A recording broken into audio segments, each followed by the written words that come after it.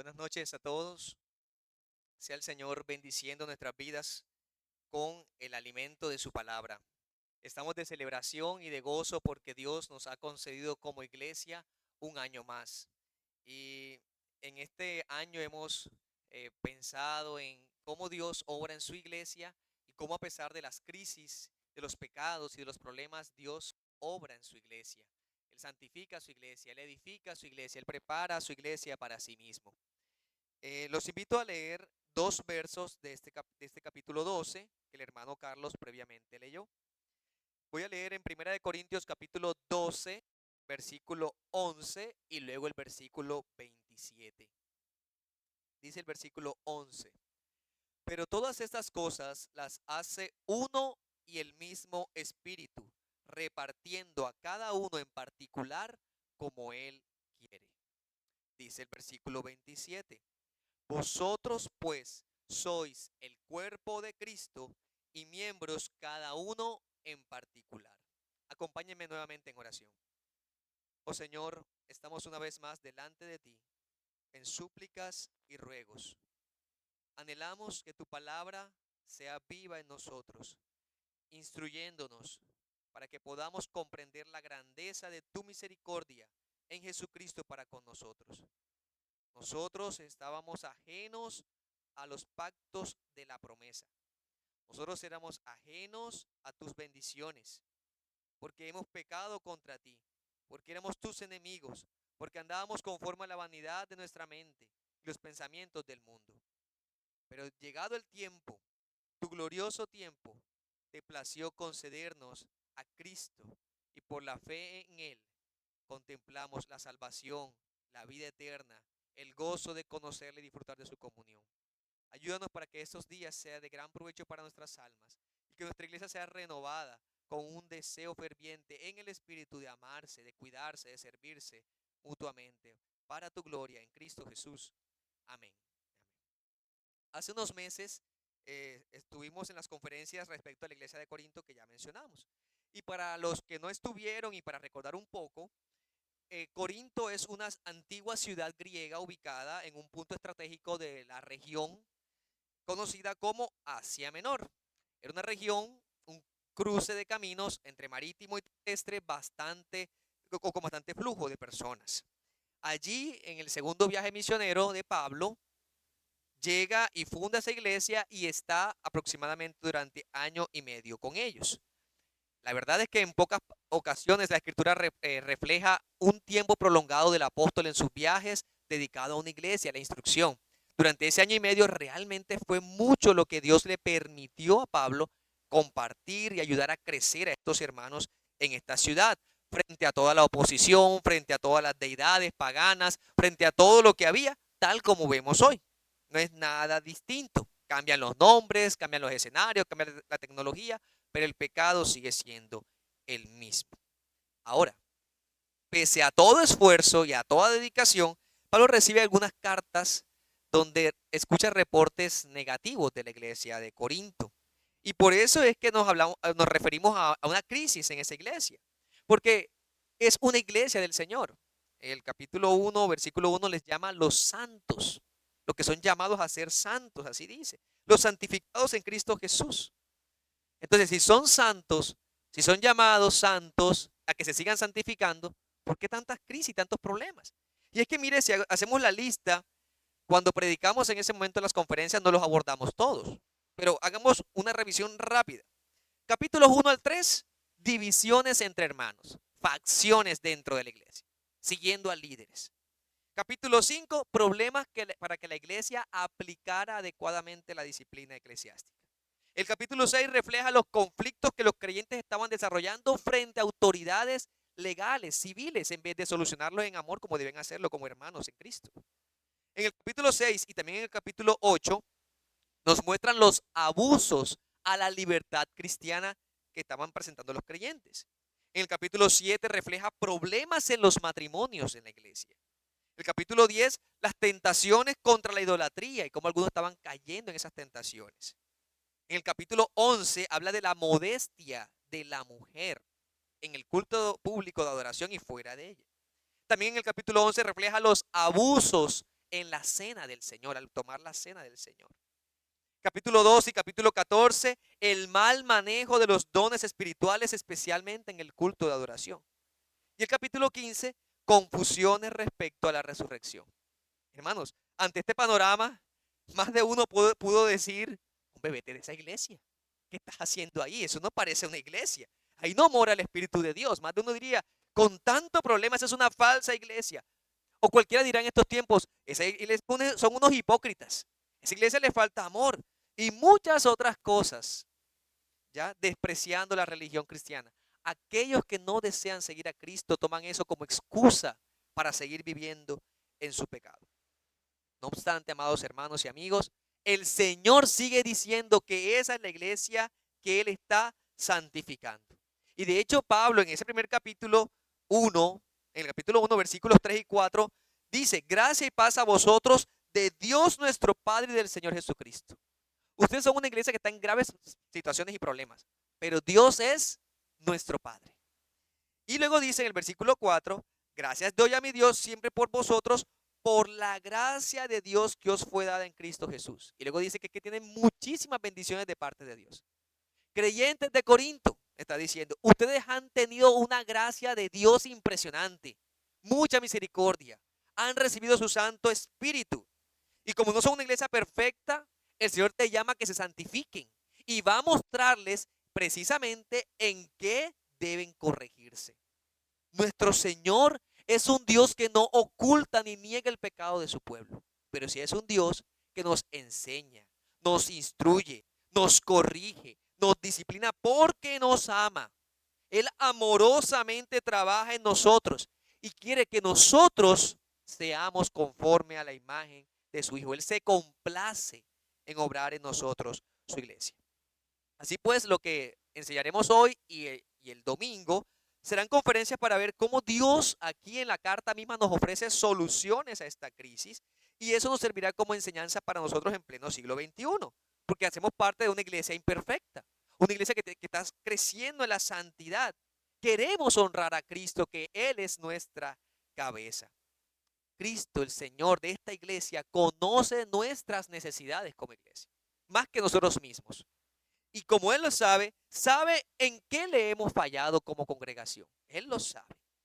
Pero también conoce nuestras fortalezas, nuestro trabajo, nuestro amor y servicio, lo que Él nos ha concedido vivir. Ese es el reflejo de lo que dice Apocalipsis capítulo 2 y capítulo 3. Cristo está en medio de las iglesias. ¿Y qué le dices a cada una de ellas? Yo conozco tus obras. Yo sé de cada uno de ustedes, porque yo estoy en medio de ustedes. Entonces, en general hay tres aspectos que vamos a mirar en estos días entre el capítulo 12 y el capítulo 14 de la primera carta a los Corintios. Y va a ser, hoy vamos a estudiar la unidad de la iglesia y el domingo se va a estudiar el amor y la edificación mutua. Por eso el título que he llamado a esta predicación es, en la unidad, un mismo espíritu y un mismo cuerpo. Un mismo espíritu y un mismo cuerpo. Y esa es la división que vamos a estar mirando en el texto de hoy. Un mismo espíritu, un mismo cuerpo. Veamos primero la unidad con base en un mismo espíritu. El contexto del pasaje, capítulo 12, es básicamente el culto de adoración. Y está abordando la situación de los dones espirituales. Miren ahí el versículo 1. No quiero, hermanos, que ignoréis acerca de los dones espirituales. Carisma. En español usamos la palabra carisma. Y a veces acá es común referirnos a habilidades de liderazgo. Pero en el capítulo se refiere a lo que Dios ha dado. A lo que especialmente el Espíritu Santo ha repartido a cada uno dentro de su iglesia. Y como Dios ha repartido, Él quiere que no seamos ignorantes. Él quiere que tengamos un conocimiento claro, porque la palabra de Dios es la que ilumina nuestra mente de la oscuridad en la cual nos encontrábamos. Sin Cristo, una persona que no tiene a Cristo vive en oscuridad. Esa es la declaración de la palabra de Dios. Su razonamiento está embotado y cualquier idea que tenga de la fe, de Cristo, del arrepentimiento y lo demás y del reino de Dios será acorde con sus propias expectativas. No podrá entender la vida eterna, no podrá entender el amor, ni la disciplina eclesiástica, ni la vida en comunión de iglesia. porque su razonamiento está embotado, está liderado por su pecado y solamente pensará lo que su mente aprueba. Como nuestro discernimiento está entenebrecido, no podemos ver las cosas con claridad a menos que comprendamos la obra de Cristo y que el Espíritu Santo obre en nosotros. Y por eso aquí nos presenta tres cosas en estos versículos, especialmente del 1 al 3, de cómo obra el Espíritu Santo de Dios en una persona, para que pueda entender y para que no ignore. En primer lugar, nos presenta un control consciente. Es decir, la persona en la cual obra el Espíritu de Dios para entender, no conduce a la gente a realizar acciones impulsivas ni incontroladas. Porque mucho se dice, oye, que la persona que está tomada por el Espíritu parece como borracha, saltando de un lado para otro. Eso no es el control y el obrar del Espíritu. Porque el Espíritu fortalece la persona. Le da un sentido de razón, un propósito claro en lo que hace. Fortalece su dominio propio. No perturba, ilumina y hace cambio. Y cuando eso ocurre, en segundo lugar, el Espíritu hace que Cristo sea glorificado. Entonces, el Espíritu Santo al obrar no llama hacia sí, sino que lleva hacia Cristo. Entonces, las personas, los creyentes, las personas que reciben esa obra del Espíritu, miran es a Cristo, aman es a Cristo. Esa es la misión del Espíritu. Y en tercer lugar, está convencido del señorío de Cristo. Y por eso es que en ese versículo 3, por ejemplo, cuando dice que nadie puede llamar a Jesús Señor si no es por obra del Espíritu. ¿Y en qué sentido hace referencia a eso? Es que la expresión Jesús es el Señor era de esas confesiones iniciales de la iglesia primitiva. Decir que Jesús es el Señor es ir en contra de lo establecido en la época en que fue dicho y sigue siendo hoy. Entendamos un poquito. Pensemos en el día de Pentecostés, cuando vemos esa explosión donde la iglesia oficialmente es inaugurada. Los judíos que estaban escuchando el mensaje, que recibieron del apóstol Pedro. Pedro les dijo, este Jesús que ustedes han crucificado y que murió, Dios lo ha hecho Señor y Cristo. Es decir, ese Jesús que ustedes no creían y que llevaron a la cruz, Él es Señor. Él es el Dios verdadero. Él es el que gobierna sus vidas. Y cuando ellos se convirtieron, abrazaron el señorío de Cristo. El señorío de Cristo. Ahora, los gentiles. Los gentiles tenían un problema con los señoríos también. Porque por un lado estaba César, y ese era un lema del imperio. César es Señor, y todos debían rendir esa pleitesía. Pero por otro lado estaban los dioses, las deidades romanas y griegas, que de pronto usted podría haber estudiado o conocido un poco. Entonces estos gentiles tenían que entender que no existían toda esa cantidad de dioses, que eran falsos, que solamente hay un Señor. Y eso es obra del Espíritu Santo. Los cristianos entonces, ya sean de judíos o gentiles que vinieran, judíos o no judíos, recibían a Jesús como su Señor, Rey de Reyes y Señor de Señores. Esa es la descripción del Nuevo Testamento. Pero esto no es tan simple como alguien que hoy día diga, no, yo sé que Jesús es Señor. Porque Jesús mismo en Mateo capítulo 7 dice que muchos me dirán en aquel día, Señor, Señor. Porque no es una simple confesión de labios, es una convicción de que estamos sujetos al gobierno de Jesucristo. Entonces hay que empezar partiendo de que la iglesia está unida, entendiendo que el Espíritu le está enseñando y llevando a un señorío, el señorío de Cristo. Miren eso. Y Cristo, como el gobernante de la iglesia, lo que hace es darnos su espíritu. Eso es lo que estamos dando entonces el texto. Todos los dones y todo lo que sea dentro de la iglesia es Cristo gobernando su iglesia. Gobernando su iglesia. Y lo hace a través de su espíritu. Ahora, ¿qué describe entonces? Versículos 4 al 6. Usted puede ver ahí una lista. Diversidad de dones, diversidad de ministerios, diversidad de operaciones. ¿Podemos apagar el aire? De operaciones. Lo que está pasando es que la iglesia es el cumplimiento de la profecía de Joel. En Joel 2:28 dice, después de esto derramaré mi espíritu sobre toda carne, y profetizarán vuestros hijos y vuestras hijas. Vuestros ancianos soñarán sueños y vuestros jóvenes verán visiones. Esa fue la predicación que hizo Pedro en Pentecostés. Eso fue lo que él dijo en Hechos 2:17. Cuando ustedes vieron estos hombres hablando en todas estas lenguas, lo que está ocurriendo es el Espíritu Santo vino. Y ahora, todas esas expresiones quiere decir que su obra es diversa, va más allá de los límites geográficos, raciales, nacionales que podían pensar los judíos. Y así vemos que cada vez que la iglesia iba avanzando y la palabra de Dios iba avanzando, no solamente en el contexto judío, samaritanos, gentiles, y cada vez que llegaba, vimos ese mover también, hablando en diversas lenguas. Y con eso se decía, así como pasó con la iglesia de Jerusalén al inicio, así va pasando con todas las iglesias, diciendo el Señor es Dios de judíos, de gentiles, en todo lugar, Él es el Señor. Así pues, toda persona que abraza a Cristo Jesús, que cree en Cristo Jesús, recibe de Cristo Jesús su Santo Espíritu. Toda persona. En Romanos 8:14 dice, todos los que son guiados por el Espíritu de Dios, estos son hijos de Dios. Todos hablaban maravillas de Dios. ¿Y por qué podían hacerlo? Porque el Espíritu Santo les daba capacidad para que hablaran las maravillas de Dios. Así que este capítulo nos está diciendo de un inicio. Ustedes ven la iglesia está compuesta por personas que han creído en Cristo Jesús por la obra del Espíritu. Pero en esa obra del Espíritu no es el Espíritu independiente ni del Padre ni del Hijo. Y por eso es que nos presenta así. Y por eso aparece esa división que prácticamente son como paralelos. Usted lo puede leer y son paralelos. Diversidad de dones, Espíritu es el mismo. Diversidad de ministerios, el Señor es el mismo. Diversidad de operaciones, Dios es el mismo, que hace todas las cosas. Es el mismo. Eso es lo que nos quiere enseñar. La iglesia es diversa en todo lo que hace y lo que ocurre. ¿Por qué? ¿Por qué somos tan variados en todo lo que Dios nos ha dado? Porque así le agradó al Espíritu de Dios. Porque el Dios Trino le plació concedernos esa diversidad.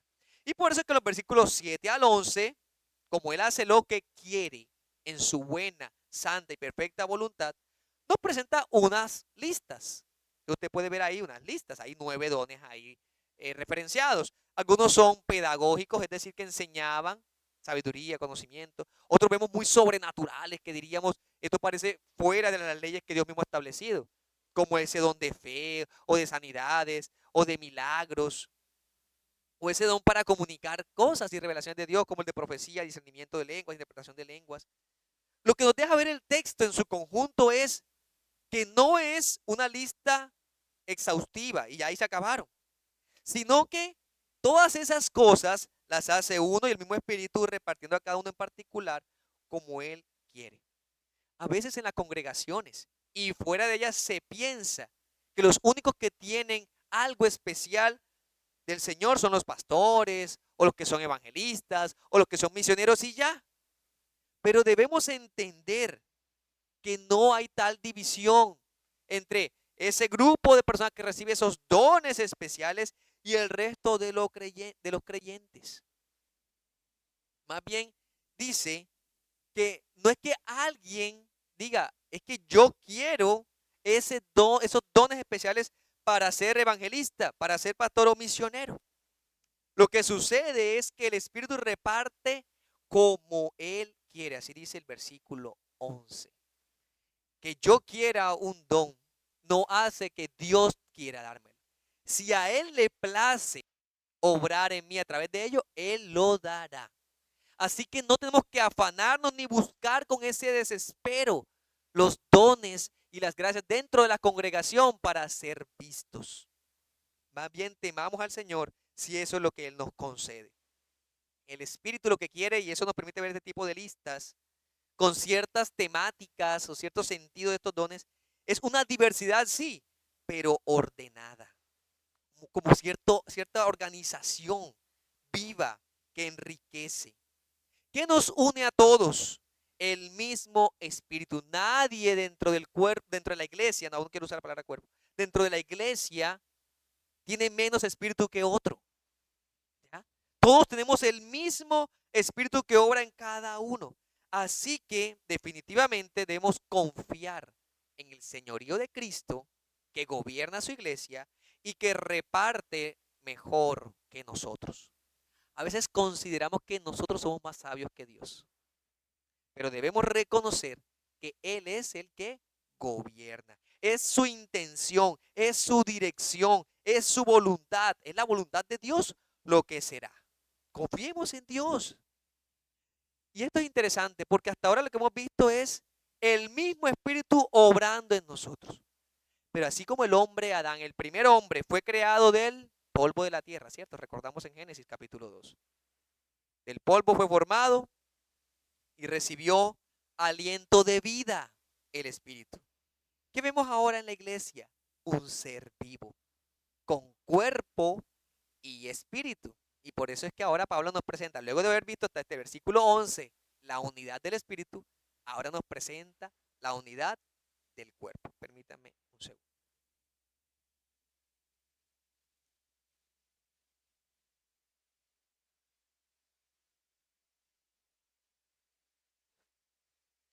Dice el versículo 12, porque así como el cuerpo es uno y tiene muchos miembros, pero todos los miembros del cuerpo, siendo muchos, son un solo cuerpo. Así también Cristo.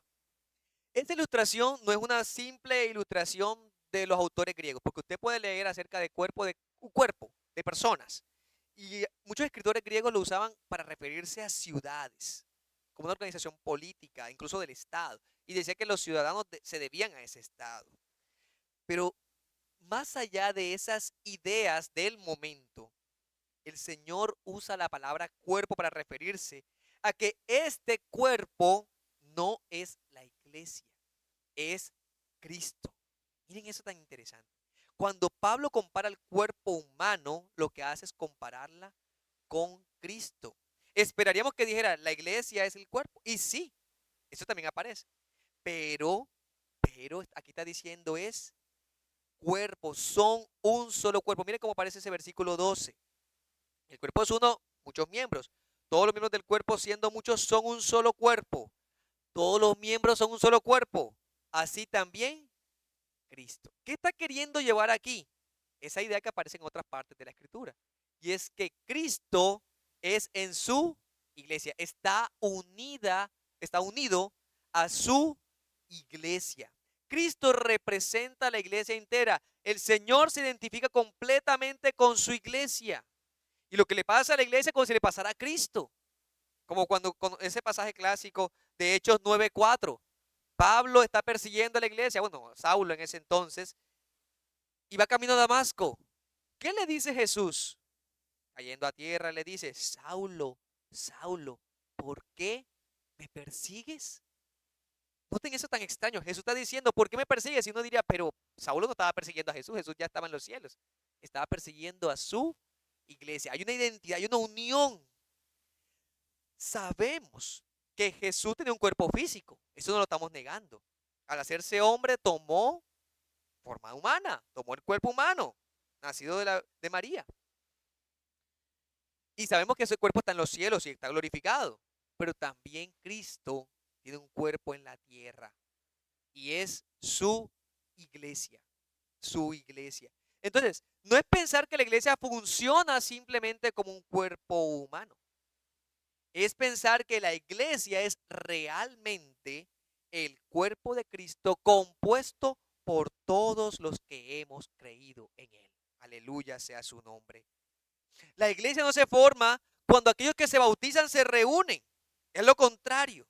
Los creyentes en Cristo se hacen miembros de Cristo por el Espíritu que hace que se unan. Hace obra en ellos para que crean. La regeneración les da la fe.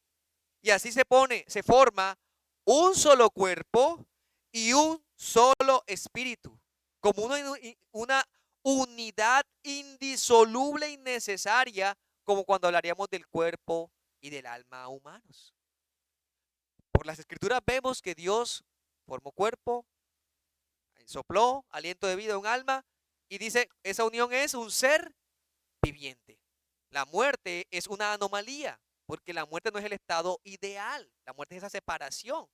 Cristo vino a redimir al ser completo y por eso es que la eternidad debe ser con el cuerpo y el alma unidos. Ese es un ser viviente. Así la iglesia, entonces, con Cristo es unido uno con el otro. Y dice el versículo 3 entonces, que por un solo espíritu fuimos todos bautizados en un cuerpo, sean judíos o griegos, esclavos o libres. Si ustedes pretendían hacer dentro de la iglesia algún tipo de división, porque algunos son esclavos dentro de la iglesia, otros son libres, otros son de nacionalidad judía, otros son griegas. Aquí en la iglesia se borran esas distinciones, porque todos estamos unidos en Cristo. Ni siquiera los dones, de dónde vienen, nada. Todos somos uno. A todos se les dio a beber del mismo espíritu. Todos recibieron. Todo esto alimenta el sentido de unidad que como iglesia debemos desarrollar. Sentido de unidad. Y es cierto que nosotros no podemos saber cuándo es el momento preciso en que una persona es bautizada por el Espíritu Santo, que es el momento en el cual bebe, recibe del Espíritu, que es el momento de su conversión. Eso no lo sabemos. Ese bautismo que solamente ocurre en la persona invisible, solamente Dios lo puede conocer. Pero esa realidad invisible, particular, se da en una manifestación visible y concreta. Cuando un creyente, una persona que ha afirmado creer en Jesucristo y ha recibido el Espíritu de Dios, dice, quiero bautizarme. Ese bautismo está diciendo lo que pasó en mi vida, ahora lo hago público y me identifico con este cuerpo local de creyentes. Y por eso hace parte de una iglesia local. De ahí que entonces se congrega en una iglesia específica cada primer día de la semana con una membresía específica y con un liderazgo específico, como hemos estudiado en otras ocasiones aquí. Eso es lo que ocurre. Entonces, la expresión visible que tenemos hoy, esta iglesia local, ¿qué es sino una expresión visible de la realidad invisible? Es decir, lo que ha ocurrido en cada uno de los creyentes ahora se expresa cuando estos creyentes en obediencia, en amor y en unidad en el Señor se unen y se comprometen a caminar juntos en cuerpos locales. Amén. 1 Corintios 12:14 dice, el cuerpo además no es un solo miembro, sino muchos. Y aquí tengo que pensar que es que el cuerpo es un organismo exquisito. Algunos comentaristas le usan esa expresión. Porque los científicos nunca han podido ni podrán alcanzarlo a entender plenamente. ¿Cuánto hay por entender de nuestro cuerpo aún? Esas partes trabajando juntas en una comprensiva totalidad. Y lo que afecta a una parte del cuerpo afecta a todos. Y esa relación de cada miembro o cada parte del cuerpo con otras partes y esa dependencia, cada parte contribuye al bienestar de todo el cuerpo. Así somos los creyentes también. Cada uno contribuye con algo necesario a la vida de la comunidad y para el crecimiento de todo el cuerpo de Cristo. Así pues, no hay espacio dentro del cuerpo para la arrogancia. Así como tampoco hay espacio para sentirse inferior. Cada individuo desempeña un papel esencial en el cuerpo de creyentes. Y por eso es que les dice del versículo 15 al 21 que no se menosprecien. Ahí les dice, ahora son muchos miembros, el cuerpo es uno solo. Entonces presenta algunas ilustraciones con los ojos y con los oídos, que podemos mirar, o los pies. Los ojos ven a dónde se ha de ir. Los pies van a donde los ojos han fijado de antemano. Pero los pies no pueden ver ni los ojos ir. El pie te dirá, tengo luz, no en mí mismo, sino en el ojo. Porque el ojo no ve solo para sí y no para mí. Él ve para todo el cuerpo. Los ojos, ¿qué podrán decir? También nosotros nos trasladamos. No por nosotros, sino por medio de los pies. Porque los pies no marchan para sí solos, sino para nosotros, para todo el cuerpo. Cada miembro en particular desempeña sus funciones, lo que el alma les dice que van a hacer. En un solo cuerpo se mantienen firmes. No monopolizan ni dicen qué es lo que tiene que hacer el otro. Son gobernados por el Espíritu. En ese sentido, nosotros como cuerpo entendemos que aunque tenemos diversas funciones, no podemos menospreciar al otro que no es ojo y que no es pie. Pero también debemos reconocer que lo que hace es servir al gobierno de su Señor. No es posible que existan miembros que se consideren inútiles, ya que no tengan tal o cual don. Aquellos que tenían esos dones a veces en Corinto estaba pasando que se creían importantes y atraían a otros hacia sí. Pero habían otros también que en su complejo de inferioridad decían, como yo no soy eso, como yo no soy esto, pues no pertenezco al cuerpo de Cristo. Habían, en caso contrario, los que miraban de arriba abajo y pensaban que no necesitaban de este. Si este no está, pues bueno, no pasa mucho. Pablo lo que está diciendo aquí es, son el cuerpo de Cristo, no se comparen, porque compararse entre ustedes lo que va a traer es daño, daño. Y por eso debemos evitar esos pecados como iglesia, como creyentes. Si entendemos la unidad que tenemos en el cuerpo de Cristo, no podemos sentirnos demasiado orgullosos por las habilidades que tenemos. No olvidemos, nos las ha dado el mismo Espíritu. Pero tampoco sintamos que no podemos ofrecer nada al cuerpo de creyentes. No peques de esa manera, con un sentimiento de autocompasión, porque no estás creyendo en el mismo Espíritu que reparta cada uno como quiere. Así que en lugar de compararnos, usemos nuestros diferentes dones juntos para que el reino de Cristo siga avanzando. Así que considerémonos, y por eso es que aparece en el versículo 22 al 27, que si un miembro padece, todos los miembros padecen con él. Que si un miembro se goza y recibe honra, todos nos gozamos, porque somos miembros unos de los otros y nos gozamos. Sufrir o regocijarnos. Ambas cosas debemos hacerlo. Y aquí es algo interesante porque puede que escuchamos noticias de lo que pasa con creyentes en otras partes del mundo y lamentamos los que han muerto. Recientemente hemos escuchado algunas noticias al respecto. En países donde están siendo perseguidos. No podremos estar allí físicamente, nos dolemos de lejos. Pero hermanos, tenemos muchos hermanos cerca, con los cuales sí podemos estar allí, cerca, en su sufrimiento y en su alegría. Ese es un deber de unidad que tenemos. Si desarrollamos una comprensión del cuerpo local de creyentes, diremos a mis hermanos que los tengo aquí, les puedo mostrar mi unidad, mi fe en Cristo, mi amor en Cristo. Dice aquí un comentarista usando la ilustración del pie. ¿Qué miembro parece ocupar el último puesto en el cuerpo humano sino el pie? Y dentro del pie, la parte más alejada no es la planta del pie. Pues esa planta alejada del pie tiene una conexión tan íntima con todo el cuerpo que si se le clava una espina en la planta del pie, ¿qué pasará? Todos los miembros colaboran para extraerla. La rodilla se dobla, el ojo lo busca, la espalda se curva. La preocupación de todos por sacar la espina. Todos participamos en esa tarea, por minúsculo que sea la parte afectada, por insignificante que parezca la espina. Los otros miembros sufren, ¿sí? Pero juntos sufrimos, porque somos un solo cuerpo. Y entonces aquí es donde entendemos las dos realidades. Sí hay un cuerpo universal de creyentes, eso es cierto. Todos por la fe en Cristo Jesús hemos sido vinculados a un cuerpo universal. Y eso, nuevamente, nadie podrá cambiar esa realidad. Pero aquí nos dice, en 1 Corintios 1:2, a la iglesia de Dios a la iglesia de Dios que está en Corinto. Y luego dice, con todos los que en cualquier lugar invocan el nombre del Señor. ¿Sí están viendo los dos elementos allí? Hay una iglesia local donde expresar mi unidad. Hay un grupo de creyentes en todas partes. ¿Será que te vas a dedicar a expresar unidad de ese otro grupo tan lejos? Cuando tienes a alguien aquí cerca, muéstralo. Acércate. Únete a los creyentes que tienes allí. Nuestro cristianismo no puede ser simplemente explicado en que es una salvación personal. Es cierto, cada uno es salvado, pero no puede ser la única explicación para la vida cristiana, porque si estamos en Cristo, estamos en su cuerpo, unidos vitalmente al resto de creyentes, que igual que tú, han sido bautizados en el Espíritu. No fuimos salvados para vivir en aislamiento. Muchos tienen esa idea de que, pues yo soy salvo, pero cómo viva mi vida cristiana es solamente mi decisión. Y ya, no necesito una iglesia local.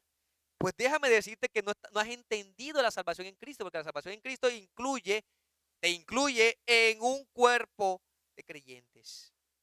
un cuerpo que se manifiesta de forma concreta. Es una realidad. Y luego entonces nos presenta aquí Pablo otra lista donde dice, bueno, hay unos que puso Dios primeramente en la iglesia. Y esa primacía lo que implica es los fundamentos de la iglesia. Él nos presentó a los apóstoles, a los profetas, a los maestros, y luego otra serie de dones para hacernos ciertas preguntas y decirnos, ¿te das cuenta que hay una gran variedad? Ahorita mencionábamos dones de lenguas, interpretación de lenguas, pero sabes que también hay dones como la dirección, la administración. Uno dice, caramba, eso también puede ser incluido, sí. Y por eso dice, como son tan variados, ¿será que todos en la iglesia son todos apóstoles? Dice el versículo 29. Son todos profetas, son todos maestros, hacen todos milagros. Y con eso que está diciendo es, ningún creyente posee todos los dones, porque no somos el cuerpo completo. Pablo no busca ser exhaustivo, más bien deja hacernos ver el punto de que nos necesitamos. Somos un cuerpo y todos nos necesitamos. Finalmente, el versículo 31 nos deja una inquietud para la siguiente enseñanza. Y es que, como los pecadores que son y que somos, me refiero a la iglesia de Corinto y nosotros, fijamos en cosas sin mayor importancia delante de Dios. Los dones de lengua fueron útiles y muy buenos y muy dicientes y reflejaban lo que les mencionaba, cómo Dios fue obrando y uniendo a diversos pueblos para sí. Pero esa comunidad corintia los sobrevaloró. Y creo que eso pasa hoy también. Los sobrevaloró. Entonces, los que hablaban en lenguas eran el top de los creyentes. Y todos querían hablar en lenguas entonces. Pero él dice que no todos van a hablar en lenguas. Eso lo está diciendo Pablo aquí. Cada uno recibió un don diferente. Y eso es posible que sea lo que ocurrió con el resto de situaciones que estuvimos mirando, los diversos problemas de los matrimonios, de las facciones, de la disciplina. ¿Cuál es el problema? No estaban comprendiendo que son un solo cuerpo en el Señor y estaban era buscando lo que los hacía diferentes, distintivos, que pudieran exaltarse por encima de otros, para que se creyeran más espirituales que otros. Y por eso es que Pablo les dice incluso, procurad dones mejores. Y no es tanto como una exhortación a decir que ustedes busquen los dones mejores, más bien hasta pareciese indicar que fuera un comportamiento regular entre ellos. Ustedes están buscando esos dones y quieren los dones mejores, pues yo les voy a ofrecer el don mejor. Y bueno, ese es el capítulo 13 sobre el amor, que el domingo lo escucharemos en su predicación. Conclusiones y aplicaciones.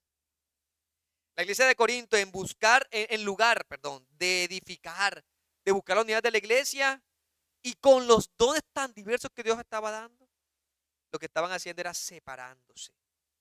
Estaban era ufanándose. Estaban era tomándolo como un poder espiritual para rivalidad en el pueblo de Cristo. ¿Ya? No podemos usar la diversidad que Dios nos ha dado en la iglesia para eso. Porque el propósito es que cada uno de nosotros tiene algo en lo cual servir en la iglesia local. Y si Dios te ha puesto allí específicamente es porque puedes usar eso para que el reino de Dios sea extendido en esta localidad, no para traer división a la iglesia de Cristo. Podemos ser divisivos si insistimos en que debemos buscar tales dones, usarlos de esta manera, pretender que éste debe cumplir con lo que yo quiero, y así nos volvemos insensibles a las necesidades de las personas, de los hermanos. Los usamos para manipularnos unos a otros. Hermanos, si queremos saber cómo solucionar los problemas dentro de la iglesia, por un lado, de acuerdo a lo que hemos aprendido en este capítulo, recordemos el señorío de Cristo en su iglesia. Es un mismo espíritu el que nos ha unido. Todos fuimos bautizados en un mismo espíritu y nos ha unido en este cuerpo local. Ahora, muchas congregaciones y a medida que pasan los años es el riesgo que se va presentando. Es que lleguemos a algún grado de indolencia. Indolencia. ¿Y en qué se manifestaría?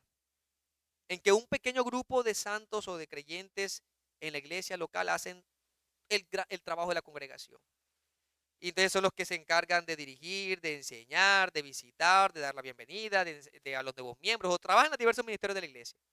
Entonces, la iglesia que tenga 100 miembros, pero solamente 20 o 30 trabajan. Eso es indolencia. Eso es lamentable porque eso lo que deja ver es que solamente asisten al culto dominical y muestra flojera y muestra falta de ejercicio en su vida espiritual. Y esa inactividad en esos creyentes lo que ha traído es atrofiarlos, como cualquier músculo que no se utiliza. ¿Dónde es así? Músculo que no se utiliza, se atrofia, deja de funcionar. Y eso produce problemas. Pero también puede pasarnos como iglesia que esos que están viendo lo que otros hacen y ellos están bien sentaditos, acomodados, en lugar de ser motivados a servir al Señor y de imitarles, se llenan de descontento, de amargura. Y entonces critican al liderazgo, critican a los que enseñan, se muestran envidiosos, alimentan resentimientos, buscan esa atención hacia sí, producen enemistades y divisiones cuando no reciben esa atención que buscan. Y entonces pues se van a otra iglesia porque dicen que allí no hay amor, allí no hay unidad. Lo que hace es que buscando esa iglesia perfecta que se acomode a su propia cosmovisión, están pecando contra Dios al no entender que Dios te ha puesto en ese cuerpo de lugar, ese cuerpo concreto de creyentes, para que muestres lo que Dios te ha dado. Ese es el obrar de una iglesia local. Entendemos la obra del Espíritu en cada uno de nosotros y entendemos la unidad que Él nos ha dado. Pero también quiero hacerles llamado en esta noche a aquellas personas que en su revisión se dan cuenta que aún no aman a Cristo, que aún no viven en el Espíritu. Usted puede observar eso. No evidencio un amor por una iglesia local. No evidencio un temor hacia el señorío de Cristo. Mi vida la gobierno yo. Y solamente le digo a Cristo que me respalde.